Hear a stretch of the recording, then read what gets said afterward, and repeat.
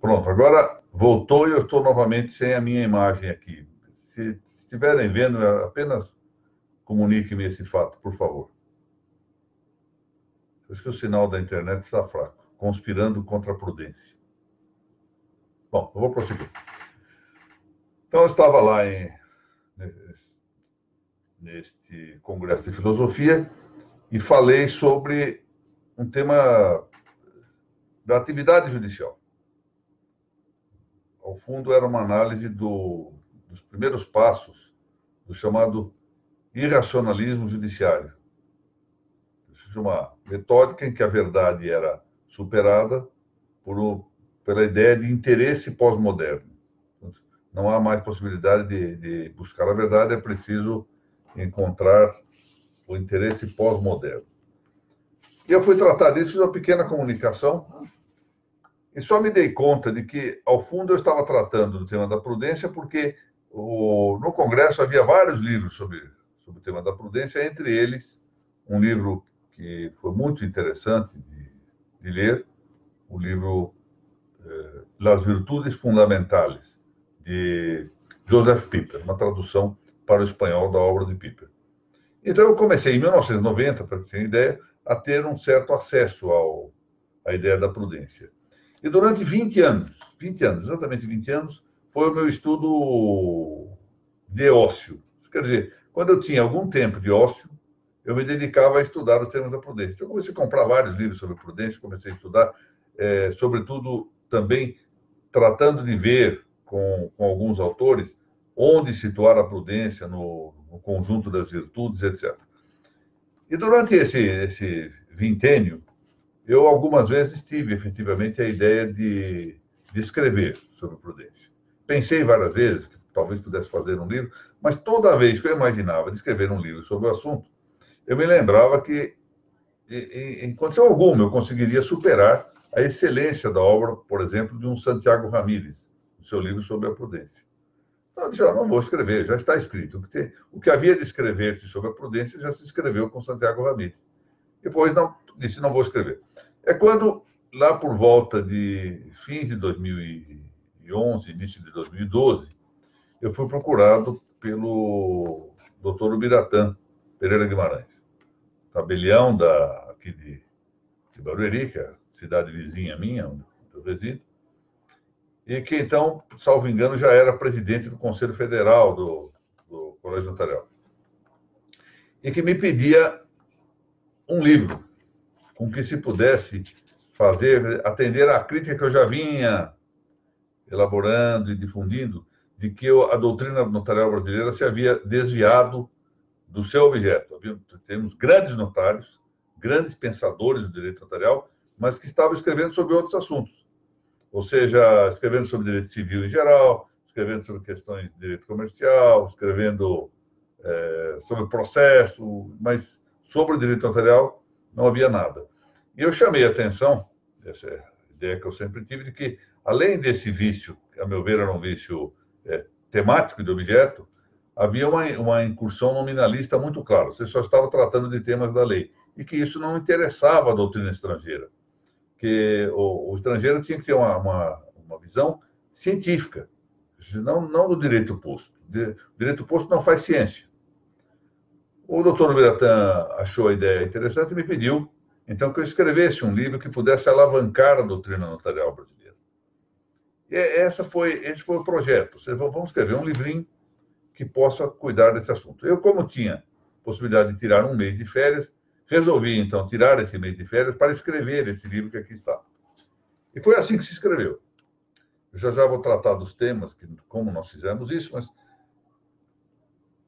o Dr. Ubiratã teve a feliz ideia de contratar a Quinta Editorial. A Quinta Editorial é uma editora que foi criada, é muito pequena a editora, mas é muito valiosa. Criada pelo Dr. Sérgio Jacomino, que todo mundo sabe, é oficial de direito de imóveis aqui em São Paulo, que, por sua vez, contratou duas moças para fazer o projeto gráfico. E o projeto gráfico foi realmente espetacular. Eu quero aqui pagar um pecadilho de vaidade, porque a parte interna do livro, com a mancha menor, bastante espaço em branco, as notas, em vez de serem em rodapé, são notas laterais. Tudo isso foi ideia minha. Essa aqui eu faço questão de pecar aqui com uma certa vaidade nisso, porque eu gostei da maneira como graficamente o livro foi apresentado. O mérito inteirinho desta capa com baixo relevo, as cores, a lombada muito bem feita, tudo isso deve ser atribuído ao projeto gráfico dessas duas moças que o Dr. Jacomino contratou. O fato é que o livro saiu com uma ótima produção gráfica, não vou falar do conteúdo, mas, enfim, produção gráfica, uma tiragem muito grande, 5.000 exemplares, e rapidamente se esgotou. Eu tenho comigo apenas 2 exemplares, e tanto é que quando se pensou em fazer uma reedição, logo se cogitou e se fez de levar isso para a Espanha. Aqui, casando-se essa ideia do fato de o livro ter feito aqui algum sucesso de venda, com o fato de que os espanhóis dificilmente leriam um livro em português e que nós precisamos ocupar, ou seja, a nossa doutrina, que é muito valiosa, temos, volto a dizer, excelentes nomes na doutrina notarial brasileira, ela não tem um reconhecimento internacional, frequentemente, por dificuldade da língua. O português é uma língua muito difícil. Daí a ideia de se publicar o que se fez pela Dixon de Madrid, com o selo conjunto da Academia Notarial Brasileira, presidida pelo Dr. Biratã Pereira Guimarães, essa edição de 2018, salvo engano. Ou 2017, porque não encontro a data. Mas que não saiu graficamente com a qualidade, muito longe disso, com a qualidade do livro que se editou em português. Bom, então está explicado. E note que, para quem havia, como eu disse, durante 20 anos, garimpado no estudo do tema da prudência, o livro tinha que sair como saiu. Não é um livro só para notários. A ideia é, ao fundo, fazer um livro sobre a prudência. Esse livro da prudência desenvolve-se depois para uma parte específica, que é a prudência jurídica, e na sequência da prudência jurídica nós chegamos à prudência do notário. Para quem está ingressando agora, eu quero observar que eu não estou conseguindo enxergar-me na tela. A tela ficou totalmente preta para mim, estou falando na convicção de que estejam me ouvindo e vendo também. Bom, esse livro apresenta 14 partes e mais um adendo, além da bibliografia e do prefácio. O prefácio, como já tive a ocasião de explicar outra vez, é obra do grande notário espanhol de nossos tempos, que foi Juan Vallet de Goitisolo. O Juan Vallet estava já muito adoentado quando eu pedi a ele que fizesse o prefácio, e ele assim o fez. Mas o fez depois de uma negativa inicial. Interessante. Quer dizer, originariamente ele concordou, na sequência ele estava impossibilitado fisicamente de escrever o prefácio, ou como aqui se chamou, o prólogo. E quando eu já estava desistindo de que ele mandasse esse prólogo para o livro, eu terminei por receber, e segundo me informou o meu querido amigo, e muito amigo também de Vallet, o professor Miguel Ayuso, ele teve um momento em que resolveu ditar o prefácio para o próprio Miguel. O Miguel, então, copiou aquilo que o Juan Vallet lhe havia ditado. É um trabalho curioso e que, de certo modo, para mim, tem um valor estimativo muito grande, porque foi a última coisa que o Vallet escreveu. Dias depois de ter mandado o prólogo, esse grande pensador espanhol faleceu. Muito bom. O livro, então, se compõe das seguintes partes. Há uma primeira parte, como não podia deixar de ser, a introdução, da qual nós vamos tratar um pouquinho hoje. Em seguida, vamos ver o notário e seu ofício de jurista. O que é que se quer mostrar aqui? Veja, que a profissão de notário é uma das muitas que integram o ofício de jurista. Então, você possui uma especialidade. O desconhecimento dessa especialidade e a desconsideração, a desestima dessa especialidade tem levado a que, frequentemente, haja confusões funcionais. Confusões essas, por exemplo, atribuindo a registradores coisas que são próprias de notários, atribuindo a juízes coisas que são próprias de notários, atribuindo ao notário coisas que são próprias de juízes e assim por diante. Ou seja, é um certo desconhecimento da especificidade da função notarial. Então, esse capítulo é importante para nós reconhecermos um tantinho o notário no ambiente amplíssimo dos que têm ofício de jurista e profissões variadas. Um livro nesse sentido muito interessante, escrito na Espanha, sobre guia de estudos universitários, chega a dizer que há na Espanha 100 profissões diversas para quem ostente o ofício de jurista. Para se ter uma ideia da relevância da especificação de cada função profissional dentro do conceito geral de ofício ligado ao direito, ou seja, ofício de jurista. Na sequência, como seria natural, depois de destacar o notário no âmbito do ofício de jurista, eu trato da profissão notarial. E a profissão notarial leva à determinação notarial do direito, coisa que também, outra vez, está sendo desestimada. Quando se destaca em demasia o papel documentador do notário, desconhece em contrapartida, ou desvaloriza-se em contrapartida, o seu papel de determinador jurídico do direito. O notário é um dos fatores de determinação do direito em concreto. Aí passamos a tratar mais exatamente do conceito de prudência. Vamos à noção etimológica, que, como de hábito, nos apresenta, nos dá a possibilidade de ter uma luz muito grande sobre o conceito, exatamente para que nós não percamos de vista a riqueza potencial que há, frequentemente, nos termos e nos conceitos reais que se referem aos termos. Na sequência, vamos a esse conceito real de prudência. Agora já não é mais o étimo, não é mais a raiz, mas é a noção substantiva, o real de prudência. Depois fazemos aqui um parênteses sobre a unidade do intelecto do homem. Vamos deixar para tratar isso no devido momento, mas para que saibam, ou seja, no homem não há distinção real, mas apenas ela se faz do ponto de vista lógico, do ponto de vista funcional, do intelecto. Ou seja, a inteligência e a razão são uma e mesma coisa, embora tenham funções diversas. Em seguida, falo da necessidade do hábito prudencial, da aquisição e perda dos hábitos. Isso é muito importante, porque nós vamos verificar que os hábitos podem ser adquiridos por meio, e são frequentemente adquiridos, pelo menos os hábitos naturais, por meio da educação. E também se perdem pelo desuso.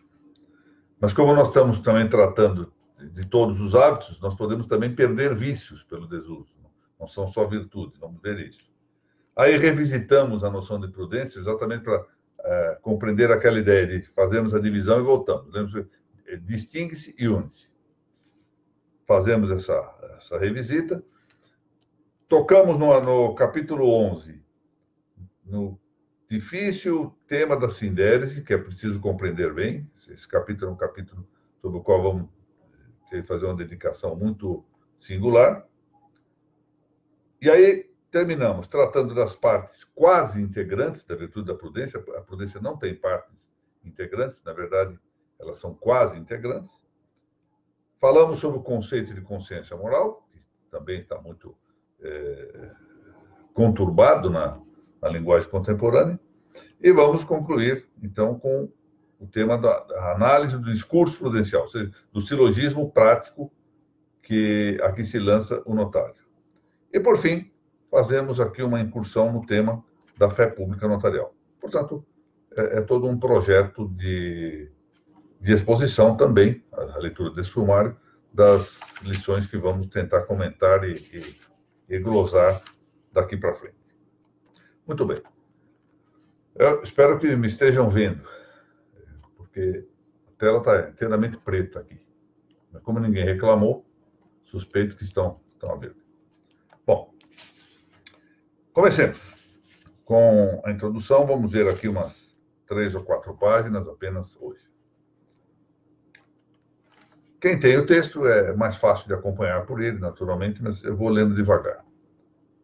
Eu digo aqui, logo na introdução, na página 13, para quem tem o livro, em português, para quem tem o livro em espanhol, se é que alguém o tem, é na página 15, começa na página 15. A tradução do Prudência Notarial para o castelhano foi feita pela professora Rosa Hernández, que, na verdade, aqui se apresenta no livro com o nome de casada. Rosa Helena Noguet. É a mulher do meu grande amigo e grande filósofo, professor Carlos Noguet. Então, começamos aqui. A politicidade humana. Politicidade humana, mesma coisa que sociabilidade humana. Socialidade humana, se quiser dizer.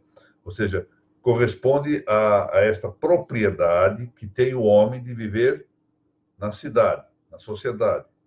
Viver, ou melhor dito, conviver em sociedade. E por que se fala em politicidade? Porque a palavra politicidade liga-se a polis.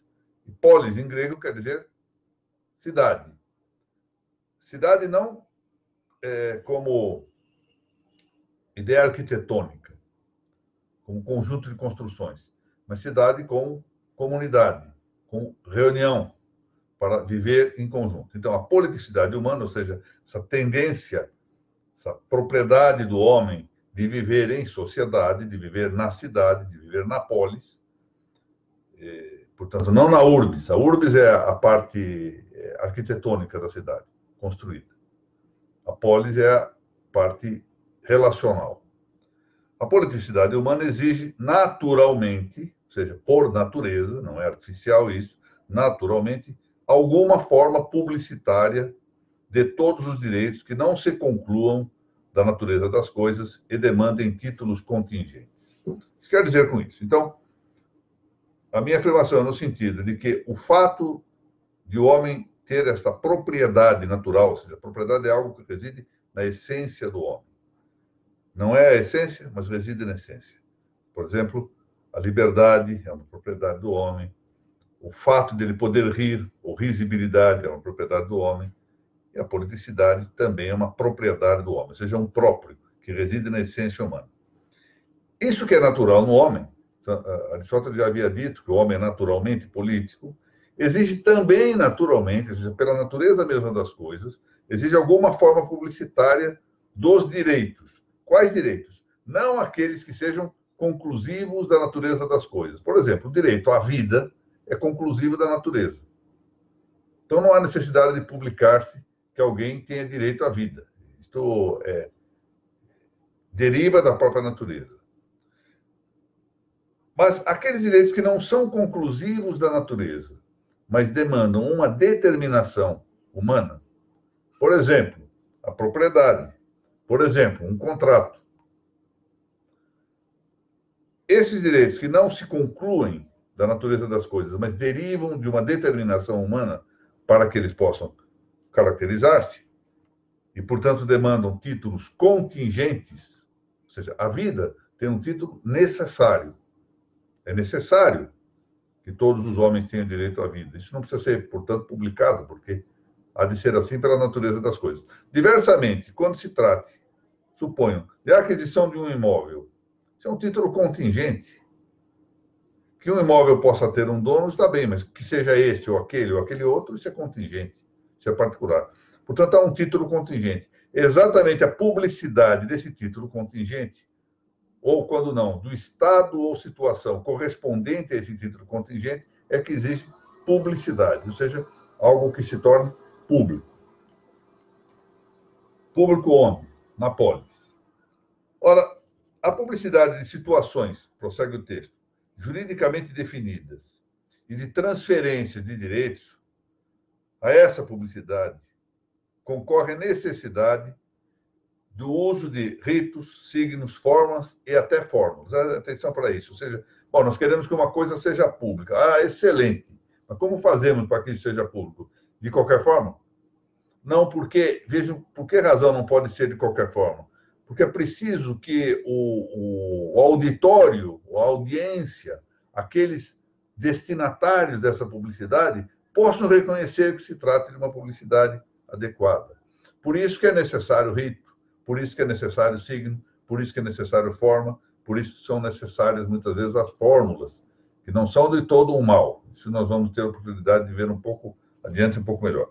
E é só desse modo que nós vamos satisfazer a eminente função social de prevenir conflitos. Nós só podemos prevenir conflitos quando nós publicamos as situações e as publicamos com a devida forma. Ontem, por acaso, quero até mencionar isso, porque fiquei muito satisfeito, recebi a visita, estava havendo um congresso aqui em São Paulo, realizado pelo IRIB, e muita gente de outros estados, amigos, me fizeram a imensa honra e deram uma imensa alegria, não só visitando-me ontem no gabinete do Tribunal de Justiça de São Paulo, como ainda mesmo na minha casa. Recebi ontem a visita de duas estimadas amigas da Bahia, aqui em minha própria casa. Eu fiquei muito satisfeito. Mas eu queria comentar o seguinte, eu me lembrei de um episódio interessante de comunicação ou de signo.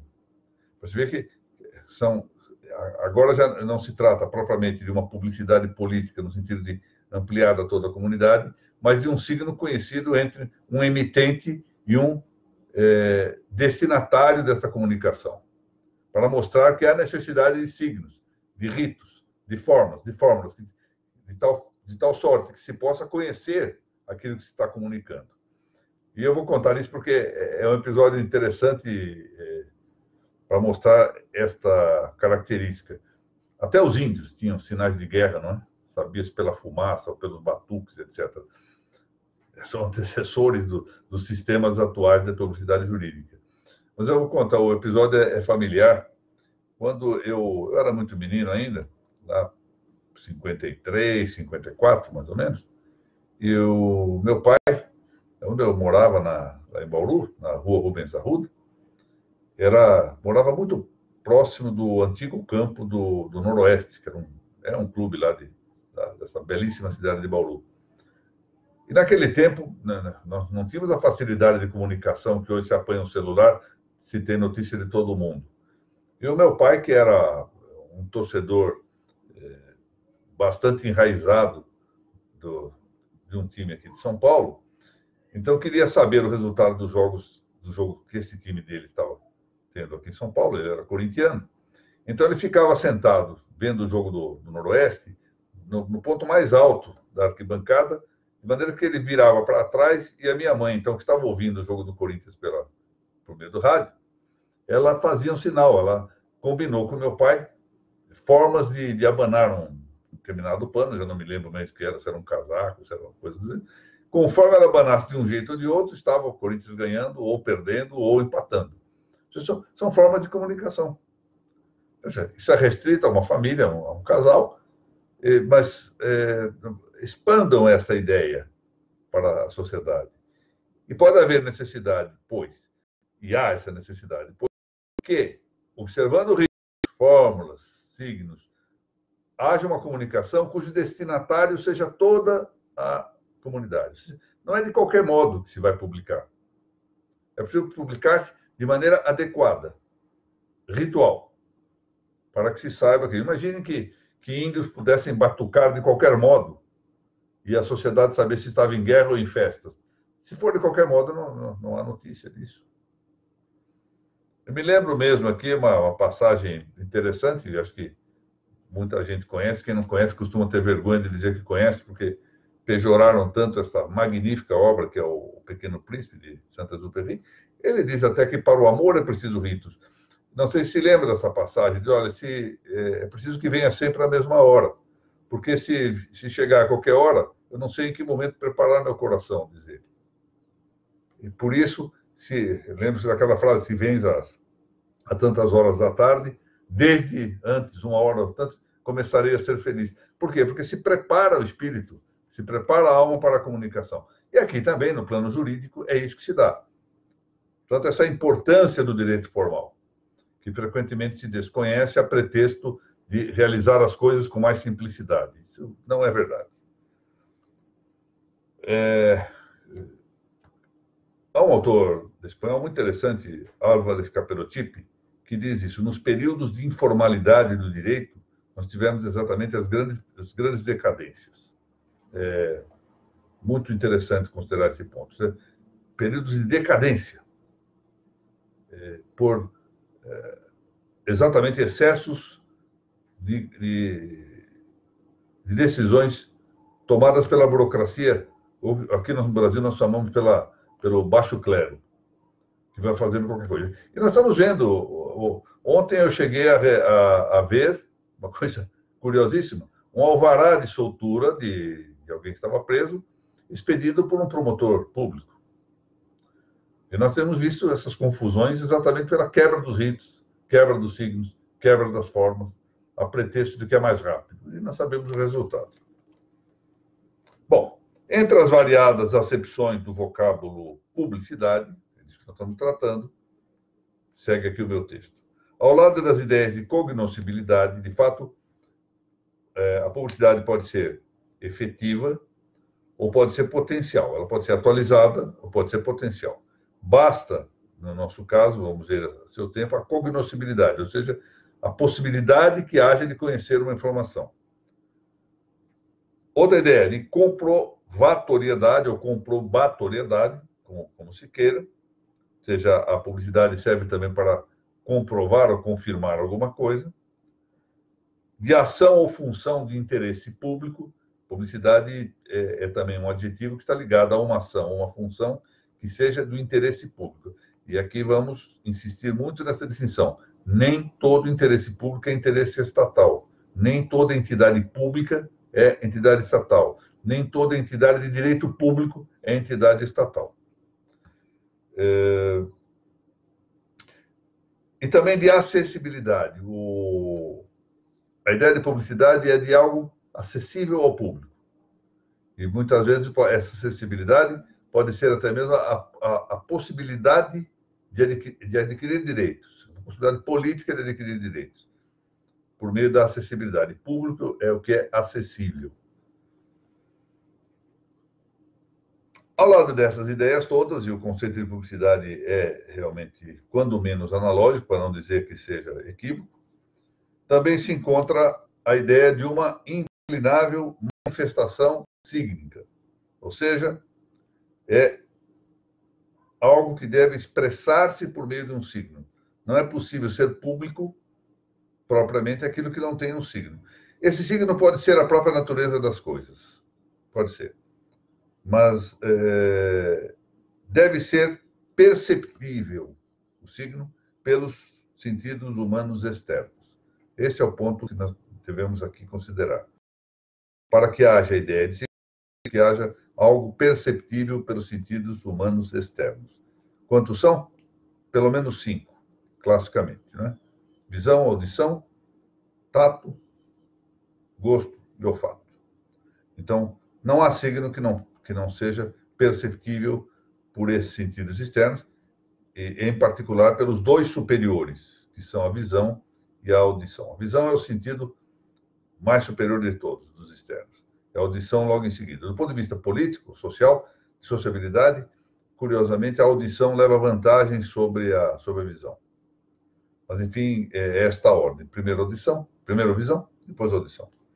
Esse algo perceptível, seja algo externo, seja algo que está sujeito à captação dos sentidos externos, além de supor a compreensibilidade do significado, ou seja, daquilo que está sendo o conteúdo do signo, sempre exigiu, atenção para isso, que a comunicação jurídica se formalizasse, ou quando o caso excessivo, às vezes de maneira excessiva, se formularizasse, segundo procedimentos igualmente significantes, ou seja, até o modo de formalização deve significar.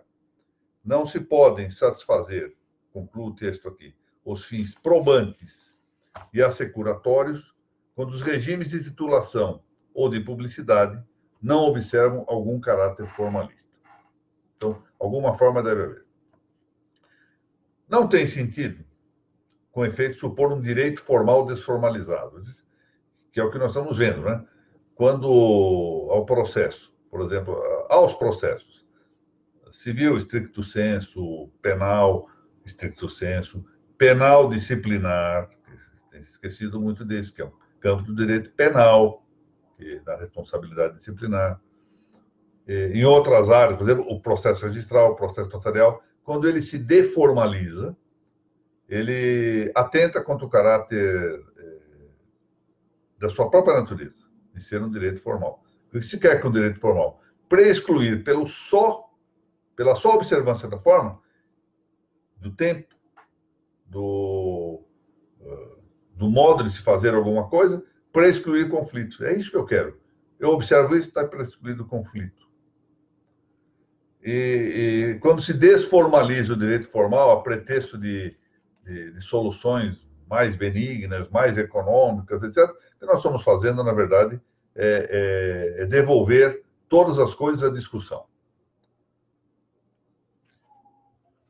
No Antigo Testamento, vamos voltar aqui agora a alguns temas, encontra-se uma referência emblemática ao ritual publicitário, por exemplo, na aquisição que fez Booz de parte das terras de Noemi. E ele fez isso para satisfazer a lei do casamento levirático. A moabita Ruth, viúva de Mahlon. O vendedor, como era costume no direito hebreu, prossigo aqui a leitura, em casos de resgate ou de subrogação, entregou o próprio sapato ao adquirente. Essa era o rito, entregava o sapato. Sob a audiência dos anciãos e de todo o povo, que, conclamado por Booz, respondeu: nós testes somos testemunhas. Então, veja, havia um público, esse público tinha que ver um gesto. Qual era o gesto? O gesto que confirmava a aquisição. Qual era esse gesto? Entregar o próprio sapato. Olha, essa ideia de sapato é interessante. Eu vi aqui o Dr. Rogério Tobias, a quem apresento minha saudação, e há uma foto, Dr. Rogério, que acho que não terá passado despercebido, numa reunião de um líder árabe com um líder judeu, em que propositadamente o líder árabe exibe a sola do sapato para o seu interlocutor. E a imprensa árabe não passou despercebido este fato. Então, eles tiraram várias fotos e se divulgou muito sem mencionar. Já aquilo era um símbolo. Mostrar a sola do sapato era algo ofensivo. Algo também, quando se derrubou a estátua de Saddam Hussein, no Iraque, há umas fotos que circularam também pela rede da internet, de pessoas batendo com o sapato no rosto de Saddam Hussein. Ou seja, bater com o sapato era algo realmente, a gente tem um significado, simbólico. E eu lembro que na Cidade do Sol, de Tomás Campanella, né, essa obra da Utopia, lê-se o seguinte, eu vou ler textualmente aqui, porque está numa nota.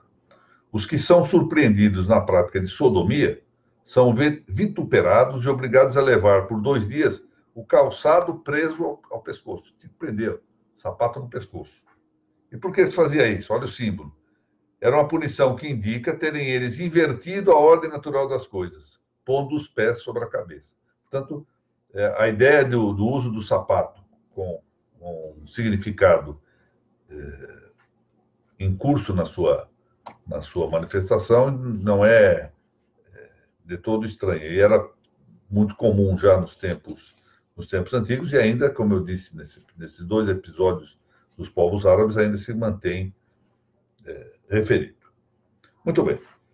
Prossigo aqui o texto. A racionalização do ritual judaico progressivamente a complexidade da vida. É assim mesmo, ou seja, adota-se um ritual e quando se vai percebendo que esse ritual tem algum excesso ou que basta, porque num primeiro momento, muitas vezes esse excesso é necessário pedagogicamente, para que as pessoas se acostumem com o que se está fazendo. Com o tempo se percebe que esse excesso é um tantinho reduzido. Então se vai racionalizando, se quiser dizer, vai se espiritualizando. Foi o que se passou, por exemplo, com a ideia de tradição no direito romano, se foi espiritualizando. Conforme a vida social vai se tornando mais complexa, também se vai tratando de racionalizar o ritual jurídico. De maneira que a publicidade do direito não tem, nem emergiu, sob um modo natural, um molde natural definido. Não? Como é o homem encontrando aqueles ritos, aquelas formas de publicar o direito. Então, as formas foram historicamente variadas. O que era da natureza das coisas era dar publicidade. Agora, como essa publicidade ia ser dada, bom, isso dependeria das circunstâncias históricas. Então, vamos distinguir esses dois quadros. Por isso, podemos dizer que a publicidade jurídica é um próprio da politicidade humana, como está dito aqui, ou seja, a politicidade é um próprio do homem e, por sua vez, a publicidade é um próprio da politicidade do homem. Portanto, as duas são naturais. É só em sentido figurado que se pode afirmar que a função notarial registrária seja desse próprio natural. Notem bem, aqui é preciso compreender, porque eu várias vezes tenho dito que os registros e as notas são instituições exigidas pela natureza humana. Por que elas são exigidas pela natureza humana? Porque a natureza humana é política, no sentido de que deve viver na polis. Para viver na polis, seus direitos têm que ser publicados e, portanto, a publicidade é natural. E entre as formas de execução dessa natureza das coisas, dessa publicidade natural, estão as notas e os registros. Mas, claro, aqui é possível pensar em outras formas, em outras instituições. É perfeitamente possível. Se essas outras instituições são boas ou más, nós já entramos num campo de contingência. Eu mesmo, quando estive lá em Curitiba, recentemente, atendendo a um gentil convite do presidente da Aripar, o estimado doutor Gabriel, fiz questão de dizer, olha, nós não somos profetas, não temos condições de adivinhar como o futuro vai desenhar as nossas instituições notariais registrais. Então, alguma coisa tem de haver para que essa publicidade ocorra. Olha, nós temos uma experiência já, uma experiência histórica, vital, de que o notariado e os registros, no caso brasileiro, funcionam muito bem. Funcionam muito bem. Ou pelo menos, digamos assim, para deixar algumas exceções, sempre funcionaram muito bem. Ultimamente, com algumas novidades que não parecem boas, nós temos visto aí situações que parecem escaparem à normalidade do serviço. Recentemente vimos aí a notícia de 1 milhão de dados divulgados em aberto pela rede. Isso não corresponde à seriedade que se espera, à gravidade que se espera historicamente dessas instituições. Mas, enfim, essas instituições, enquanto tal, são manifestações de uma exigência natural. Propriamente natural é a publicidade.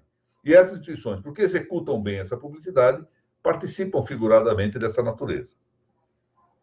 Bom, o tipo genuíno do notariado é o tipo latino. Esse é o tipo mais acabado do notariado. Também chamado românico, mas um pouco impropriamente. Talvez nós possamos falar aqui em uma derivação do notariado latino, uma especificação, melhor do que derivação, uma especificação do notariado latino em muitos notariados românicos, vários deles. Os povos romances, ou povos românicos, tiveram suas manifestações próprias do notariado. Observam os dados essenciais do notariado latino, mas com suas especificações. E, dentre eles, o notariado hispânico, de que nós somos herdeiros em maior parte. O Brasil pode-se dizer que é um notariado latino, notariado românico e, na sequência, o notariado hispânico com características tipicamente brasileiras, que, até aqui, pelo menos, não são negadoras das características centrais do notariado latino. Corremos o risco de perder, eu tenho dito isso algumas vezes, corremos o risco de perder esta característica da latinidade e da hispanidade do nosso notariado, se nós continuarmos nessa linha de abandonar os princípios. Agora já se está querendo romper, alguns propõem a ruptura com o princípio da imediatidade, se nós quisermos alargar ou reduzir em demasia o princípio da fé pública, se não dermos ao notário a função de juristas e transformá-lo meramente em um documentador, vamos romper com essa característica. Isso é bom ou mal? Eu não sei dizer, eu penso que é uma aventura que pode ser distópica. Só isso que eu digo. Enfim, Se é bom ou mal, não entra aqui em discussão. Eu tenho a minha opinião, alguns terão opinião diversa da minha, mas uma coisa é certa, deixará de ser notariado latino. E aqui vamos ver que a existência histórica do notariado latino aguardou a passagem da ars dictandi à ars notaria. Nós vamos ver isso em seu tempo. E a convergência da fides pública. Aqui está. Quando da arte do ditado e da arte das decisões se passa propriamente à arte notarial, o que já supõe um passo de aprofundamento, nós vamos ver isso a seu tempo, a isto conversa a fides pública. É muito interessante dizer que antes veio a autoridade notarial e depois veio a potestade com a fé pública. O poder político só abriu mão da fides pública porque havia um corpo autorizado, um corpo de autoridade. Essa autoridade é a autoridade do notário, do escriba, antecedente do notariado latino. É por isso que algumas vezes eu tenho, no momento, às vezes, de algum modo apoteótico, porque algumas vezes eu chego a me emocionar com isso. Pensar que alguns dos meus amigos notários, de quem gosto muito, possam dizer que são herdeiros dessa gente que era tão autorizada moralmente, tão autorizada intelectualmente, que mereceu do poder político a outorga da fé pública, que é uma coisa raríssima, é um testemunho qualificado que pouquíssima gente tem. E às vezes eu reclamo, então, que muitos não se deem conta da importância disso e não vejo que carregam uma bandeira histórica extraordinária. Naquela passagem que alguns conhecem, que é uma metáfora, na verdade, quando eu falo que Petrarca era filho de Petrarco, o grande notário florentino.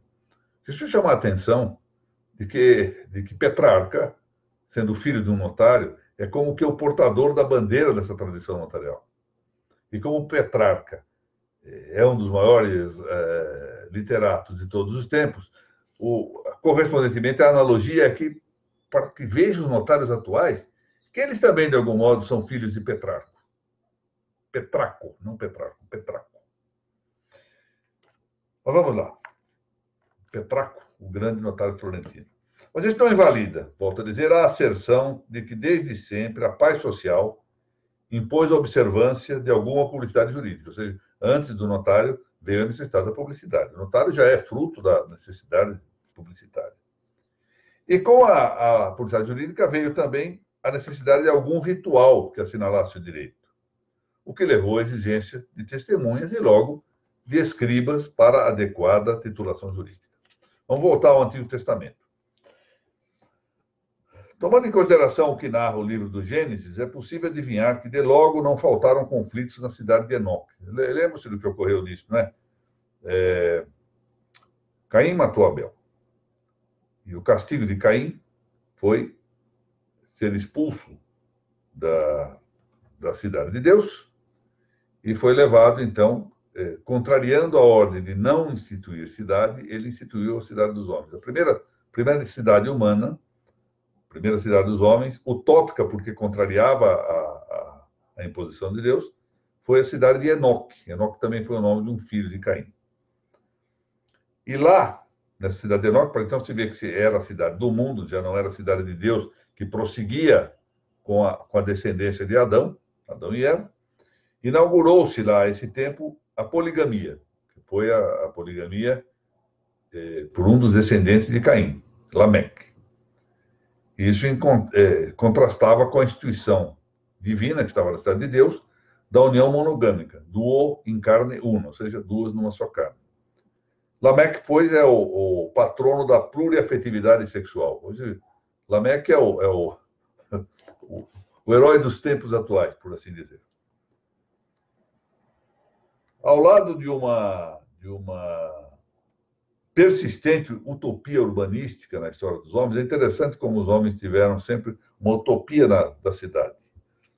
Vê-se, todavia, a também perseverante existência de problemas políticos reais, ou seja, algumas questões são utópicas, são idealistas, não ocorrem, não se dão, mas outras são realmente resultantes de problemas reais. E, pois, ao lado de uma ideologia urbanística e política, diário fantasioso, foi se formando um urbanismo realista.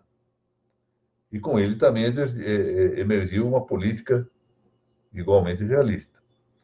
Aqui eu passo, então, a enumerar as utopias urbanísticas, não sem deixar na nota lateral, em remeter à leitura deste grande autor contemporâneo, urbanista contemporâneo, Patrício Handler, que escreveu vários livros, e foi diretor da Faculdade de Arquitetura da Universidade de Buenos Aires. Grande autor. Então, eu passo aqui a referir algumas ideias das utopias urbanísticas. Tomando exemplo aqui, com uma interpretação quiliastra do Apocalipse de São João, o poema persa sobre o rei Gilgamesh, ou seja, a interpretação quiliastra é a criação de uma cidade. Ou seja, o Apocalipse vai redundar numa cidade, humanamente, ou seja, um milenarismo humano. Na cidade política, não, ou seja, o reino de Deus não será do outro mundo, será neste. O poema persa sobre o rei Gilgamesh, que busca o paraíso terreno, e as cidades imaginadas. Agora nós temos as cidades imaginadas. Pessoas imaginam cidades, como foi, por exemplo, a imaginação de Brasília, não é? Então, quase sempre o que prevalece aí é o espírito geométrico. Por exemplo, a New Harmony, do Richard Owen. Vitória, de James Silk Buckingham. Igeia, Cidade da Saúde, de Benjamin Ward Richardson. The Rap Colony, do Pemberton. New Atlantis, do Francis Bacon. Telêmaco, de Fenelon. Oceana, de James Harrington. O famoso Panópticon, de Jeremy Bentham, que foi interessante do ponto de vista de fiscalização de presos, né?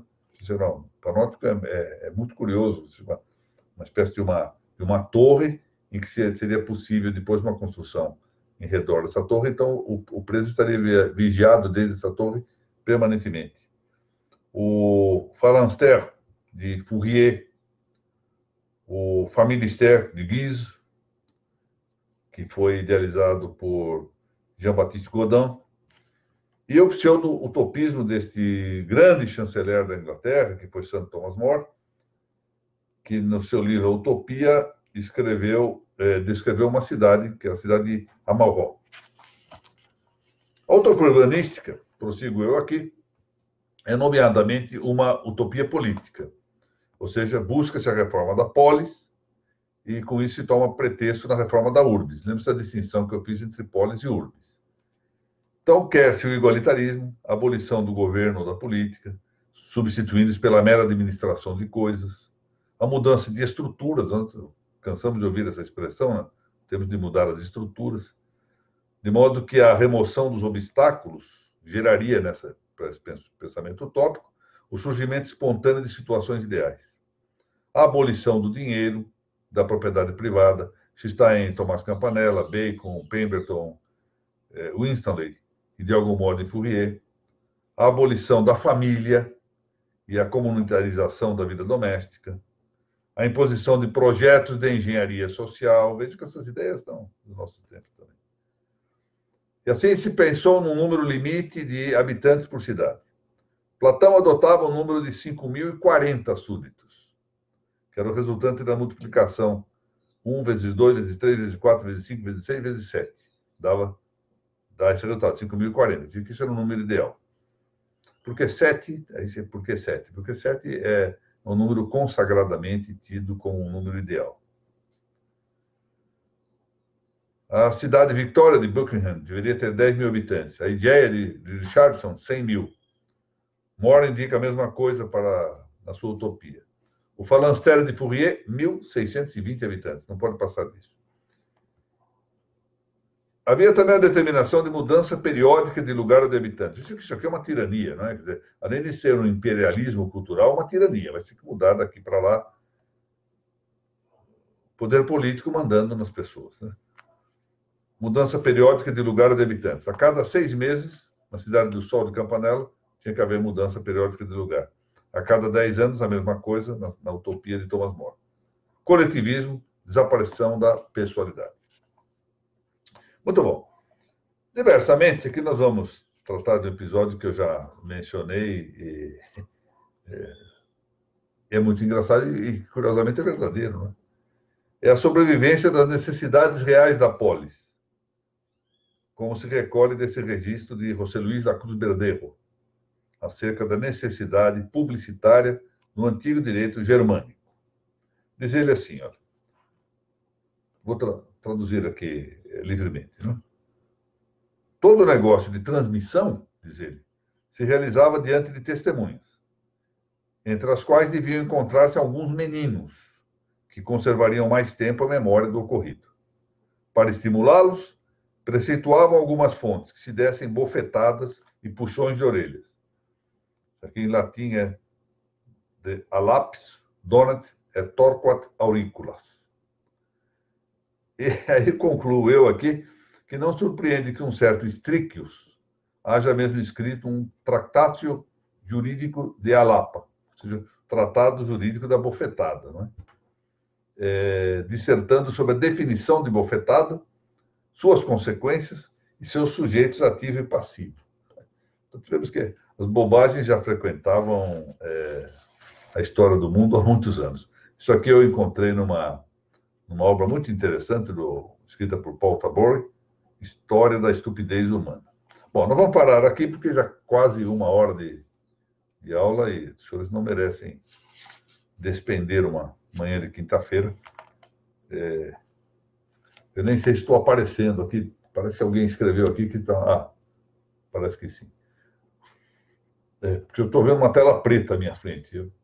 E eu até peço desculpas, porque depois não sabia para onde olhar. Fiquei olhando para o lado, para os comentários, e em vez de olhar para a tela. Bom, quero cumprimentar, então, a doutora Mônica Dallaveca, novamente, o doutor Pedro Bragato, que sempre está presente aqui nas nossas aulas, minha excelente amiga, a doutora Thaís Castelo Branco, que tem colaborado muito com todo esse projeto. Ela foi convidada, um acerto imenso da doutora Mônica em convidar a doutora Thaís para juntas unirem esses esforços. As duas são excelentes na divulgação dessas nossas aulinhas.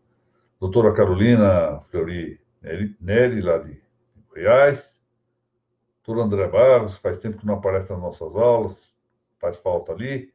Doutora Karen Rosa, como vai? Minhas saudações. Doutor Fausto Mota, que está sempre presente nas nossas reuniões. Priscila de Paula, que é uma grande amiga, uma quase filha. Laura Porto, estimada discípula.